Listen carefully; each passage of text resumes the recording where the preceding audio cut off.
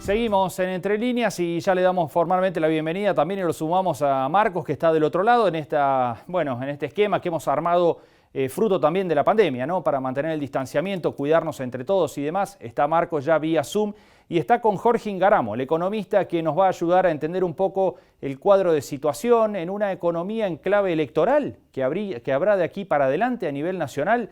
Bueno, en un contexto actual con mucha turbulencia, porque decíamos lo de la inflación. También hay que marcar lo del dólar y especialmente el dólar blue, ¿no? Que parece que se despertó en los últimos días y empezó a abrir la brecha con respecto al dólar oficial y eso siempre se sabe genera tensión en la economía. Marcos, ¿cómo va? Jorge, ¿cómo va? Buenas noches. Buenas noches, ¿cómo andan? Bien, bien, muchísimas gracias por estar allí acompañándonos. Bueno, Jorge, esto último, ¿no? Lo del dólar, ¿cómo lo está analizando? ¿Qué pasó con el blue? Si tiene que ver con aquella medida del gobierno de apretar un poquito más el contado con liquidación y qué puede generar esto en la economía real, en la economía de la gente de todos los días que suba el blue.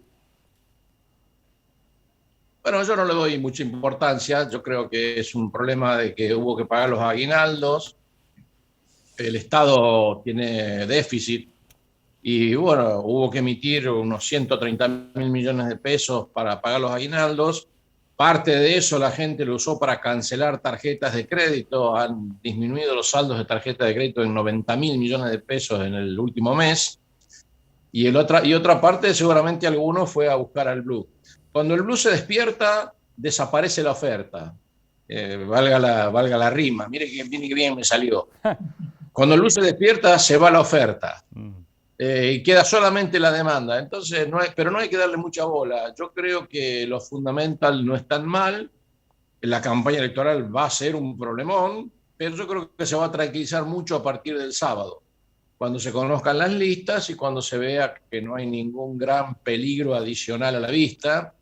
Así que a mí me preocupa mucho más que el gobierno no tenga un plan antiinflacionario, que el gobierno no tenga un plan de largo plazo, que la economía se haya planchado en el mes de abril y no levanta cabeza, que bueno, ni hablar del empleo, la pobreza y todo eso que todo el mundo sabe, ¿no? Pero a mí, la verdad que lo del dólar blue, eso, si hay muchos tipos que están muy ansiosos por comprar dólar blue, bueno, vayan y compren. Ya les recuerdo la experiencia de octubre del año pasado, ¿no? El 20 de octubre el dólar blue llegó a 195 pesos y después bajó a 165. Y los que compraron a 195, me imagino el chiste, la gracia que le habrá hecho.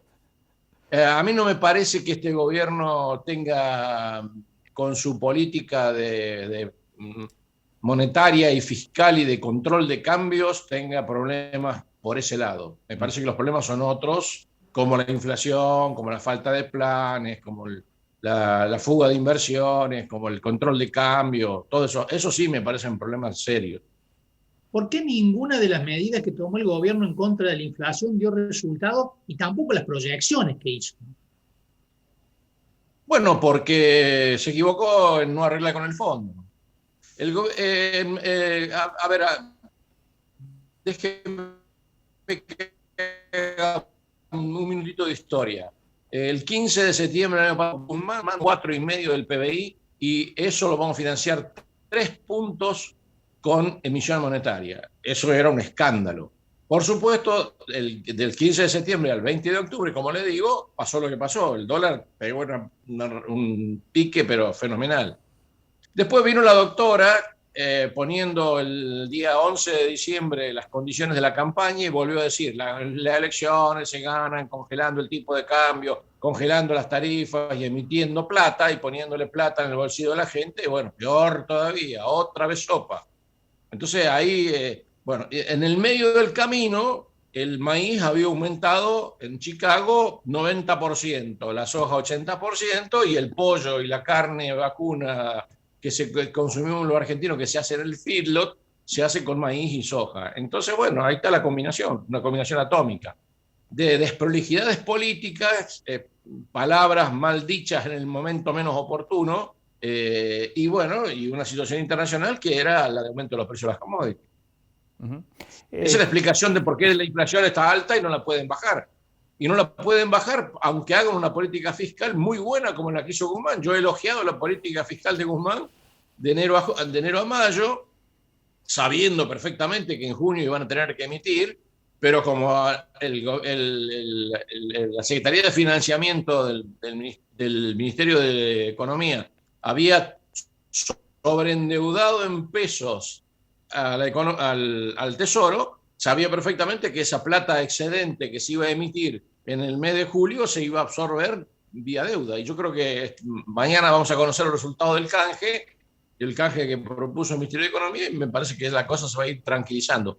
Yo no le doy ninguna gran importancia al dólar blue. Yo no creo que tenga demasiado que ver con la política económica. Yo no haría política económica. Si usted mañana me nombra ministro de Economía y yo asumo como ministro de Economía con el traje azul, yo no le daría ni pelota al dólar blue, ni pelota. Sí le daría pelota a que tenga un control de cambio. Y tengo control de cambio, ¿por qué? Porque no arreglé con el fondo. ¿Y por qué no arreglé con el fondo? Porque Cristina no quiso. Entonces eso sí sería un problema. Jorge, se habló mucho de, bueno, el gobierno va a tratar de, bueno, retrasar un poco el tipo de cambio, el oficial, naturalmente estamos hablando, de inyectar un poco algo de lo que dijo usted recién, ¿no? Inyectar algo de recursos al bolsillo de la gente para tratar de recomponerle ingresos después de 3 años y medio en que vienen perdiendo poder adquisitivo.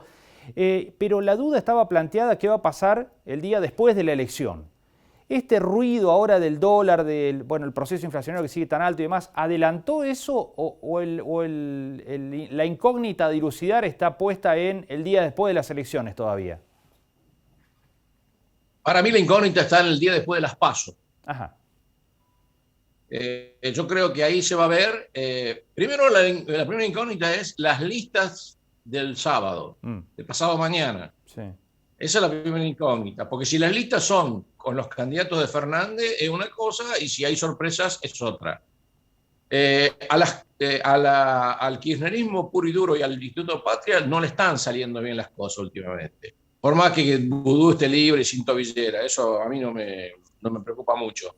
Está bien, digamos, tendría que estar preso, etcétera, etcétera, pero la verdad que no me parece que eso mueva el amperímetro. Entonces, la primera cuestión es el sábado, quién pone las listas y quién arma las listas y cuántos intendentes de la provincia de Buenos Aires y cuántos sindicalistas están presentes ahí para saber qué va a pasar con el futuro del gobierno, ¿no? Porque me parece que no es un tema menor quién arma la lista y quién tiene la lapicera, porque ese va a ser el mariscal de la derrota o de la victoria. O sea, primera pregunta. Segundo, vienen las PASO, la oferta electoral de la oposición es variada, vamos a ver qué pasa.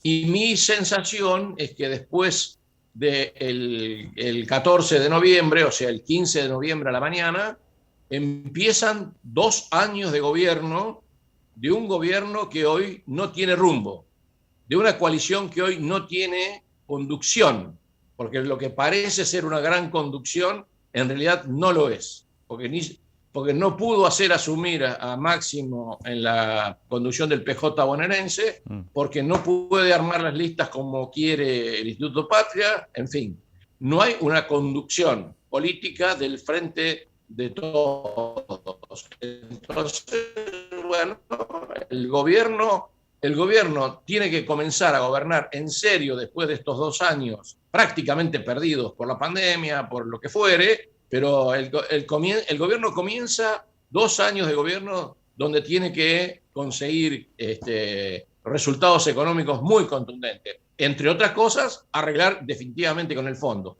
Ya vimos que ayer arregló Kicillof después de 14 meses con los fondos de inversión, BlackRock entre ellos, o sea que tuvo que arrugar porque la cosa se ponía muy de castaño oscuro, y bueno, ahora para los vencimientos que tenemos con el fondo de septiembre y de diciembre, tenemos los 4.335 millones de dólares que nos va a mandar el fondo de regalo de derechos especiales de giro. Pero en marzo comienza el baile. En marzo empieza un baile donde hay una sola silla donde sentarse, que es arreglar con el fondo. Y eso significa 18.000 palos que tenemos que pagar o, en su defecto, renegociar. O sea, renegociar en las condiciones que va a querer el fondo, porque ni los chinos, ni los alemanes, ni los japoneses, ni los rusos, ni siquiera los rusos van a votar a favor nuestro para cambiar la reglamentación del fondo. El fondo tiene facilidades extendidas, 10 años y sobretasas si hubo gran préstamo como hubo en la era Macri.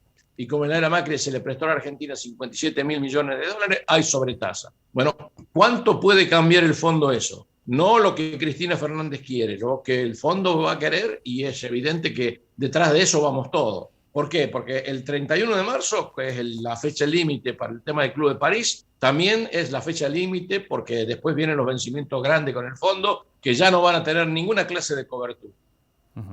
Bien. Bueno, Jorge, le agradecemos muchísimo. Como siempre, estos minutos ha sido muy amable. Bueno, muchas gracias. Que ande Pero muy no bien. lo tomen tan a mal, ¿eh? O sea, no crean que yo soy pesimista. Yo creo que después del 14 de noviembre las cosas van a ir mejorando rápidamente por caída en la realidad, por pisar de una buena vez por toda la tierra. Bueno, nos vamos entonces optimistas. Lo vamos a despedir y nos vamos a quedar con un grado de optimismo importante. Muy bien, un abrazo. Gracias. Gracias. Ahí estaba Jorge Ingaramo, el economista, hablando un poco y haciendo un repaso de la realidad, qué pasa con la inflación, el dólar blue, esto que dijo, no hay que darle tanta bola al dólar blue, ¿no?